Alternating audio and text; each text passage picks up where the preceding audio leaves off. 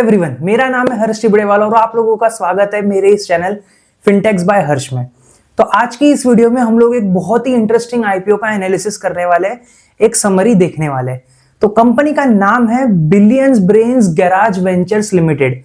ये कोई और कंपनी नहीं बल्कि ये ग्रो की पेरेंट कंपनी है जिसका आईपीओ बहुत ही जल्दी ओपन होने वाला है। तो आज के इस वीडियो में हम लोग ना कि सिर्फ कंपनी के आईपीओ की डिटेल्स देखेंगे, कंपनी को समझेंगे, बल्कि हम लोग उसी के साथ साथ इंडस्ट्री एनालिसिस भी करेंगे, कुछ रिस्क फैक्टर्स देखेंगे और कुछ केपीआईज भी डिस्कस करेंगे।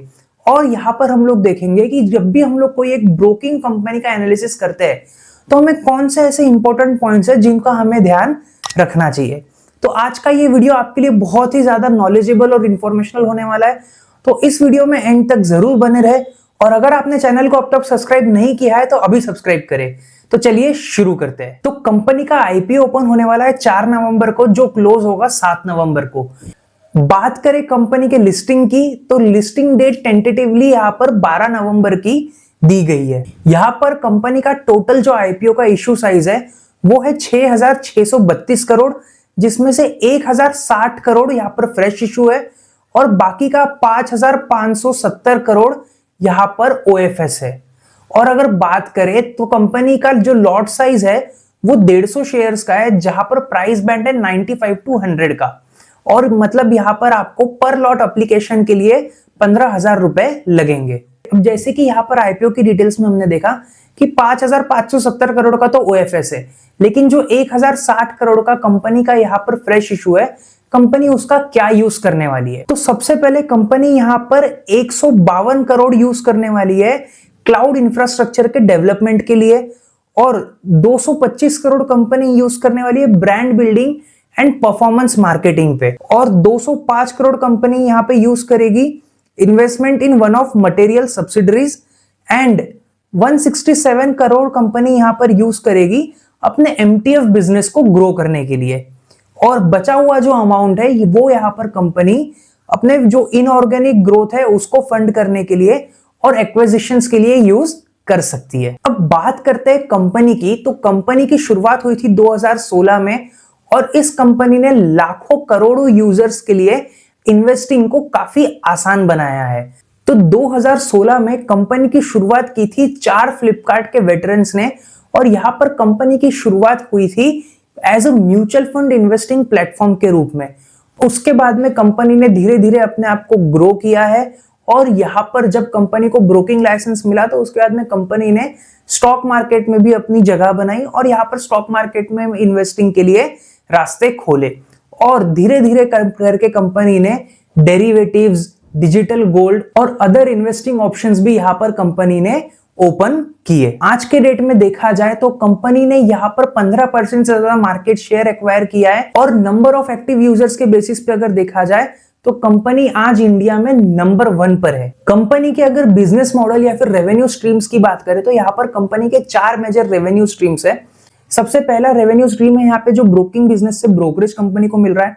दूसरा रेवेन्यू स्ट्रीम है जो mutual fund companies, asset management companies की तरफ से कंपनी को कमीशन मिल रहा है, जो लोग यहाँ पर डायरेक्टली म्यूचुअल फंड में ग्रो के थ्रू इन्वेस्ट कर रहे हैं उस पे।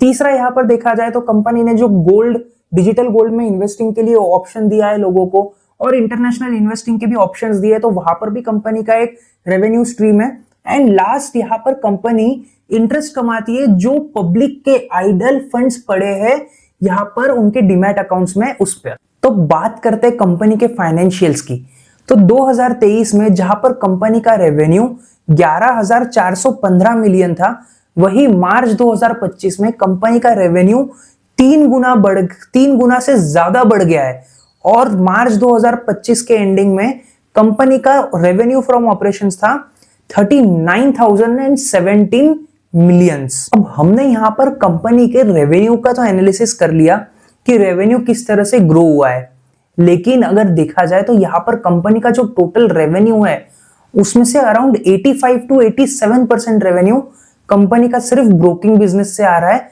और बाकी 12 से 15% रेवेन्यू कंपनी को यहां पर अपने बाकी बिजनेस से मिल रहा है। और बात करें अगर कंपनी के प्रॉफिट की, तो यहां पर मार्च 2023 में कंपनी का प्रॉफिट था 4,577 मिलियंस, जो 2025 मार्च में बढ़ के हो गया है 18,243 मिलियन। तो अब अगर बात करें यहाँ पे कंपनी के CAGR की, तो कंपनी का रेवेन्यू में CAGR यहाँ पे करीब 70% के करीब रहा है, और यहाँ पर 2023 से 2025 में कंपनी का प्रॉफिट में CAGR करीब करीब 100% रहा है। बात करें यहाँ पर कंपनी के हिस्ट्री की, तो कंपनी ने अपने DRHP में एक बहुत ही अमेजिंग तरीके से अपनी हिस्ट्री को यहाँ पर दिखाया है। तो देखते हैं कैसे। तो यहाँ पर 2016-17 में कंपनी की जब शुरुआत हुई थी, तो कंपनी ने म्यूचुअल फंड्स के थ्रू अपनी शुरुआत की थी और वेब ओनली ऐप से यहाँ पर कंपनी ने शुरू किया था। मार्च 2018 में कंपनी ने अपना iOS ऐप लॉन्च किया। उसके बाद में मार्च 2019 से मार्च 2020 के बीच कंपनी को अपना ब्रोकिंग लाइसेंस मिला और यहाँ पर कंपनी ने अपना ब्रोकिंग बिजनेस शुरू किया। उसके बाद मार्च 2020 से लेके 21 में कंपनी ने यहाँ पर स्टॉक्स में कैश और इंट्राडे और उसी के साथ साथ IPO पर भी इन्वेस्टिंग के लिए प्लेटफॉर्म ओपन किया। फिर मार्च 2021 से मार्च 2022 के बीच यहाँ पर हर 5 में से एक डीमैट अकाउंट जो ओपन हो रहा था वो ग्रो पर हो रहा था, और उसी के साथ साथ यहाँ पर कंपनी ने डेरिवेटिव सेगमेंट भी ओपन किया। उसके बाद देखा जाए तो यहाँ पर मार्च 2022 से मार्च 2023 में कंपनी पहली बार प्रॉफिट आफ्टर टैक्स में प्रॉफिटेबल हुई। कंपनी को RBI अप्रूवल मिल गया एज अ NBFC, और यहाँ पर कंज्यूमर क्रेडिट बिजनेस में भी कंपनी ने एंट्री करी है। उसके बाद मार्च 2023 से मार्च 2024 के बीच कंपनी लार्जेस्ट ब्रोकर बन गई है NSE पर। कंपनी ने अपना फर्स्ट NFO लाया और उसी के साथ साथ कंपनी ने एक्विजिशन किया इंडिया बुल्स का। फिर मार्च 2024 से मार्च 2025 के बीच यहाँ पर कंपनी ने लॉन्च किया ग्रो क्रेडिट ऐप, और उसी के साथ साथ कंपनी ने यहाँ पर स्केल किया to 1 in 3 new SIPs in India. मतलब यहाँ पर हर 3 में से एक SIP अब ग्रो पर हो रही थी। और बात करें अगर मार्च 2025 से जून 2025 के बीच, तो यहाँ पर कंपनी ने API ट्रेडिंग की शुरुआत की, यहाँ पर कंपनी ने बॉन्ड्स की शुरुआत की, यहाँ पर कंपनी ने MTF फैसिलिटी की शुरुआत की, और यहाँ पर कंपनी ने वेल्थ बिल्डिंग प्लेटफॉर्म की भी शुरुआत की है। अब अगर यहाँ पर बात करें कुछ KPIs की, तो यहाँ पर कंपनी के हम लोग अगर एक्टिव यूजर्स की बात करें इन म्यूचुअल फंड बिजनेस, तो यहाँ पर कंपनी के म्यूचुअल फंड में एक्टिव यूजर्स जो मार्च 2023 में 2.84 मिलियन थे, वो मार्च 2025 में बढ़ के हो गए 8.37 मिलियन।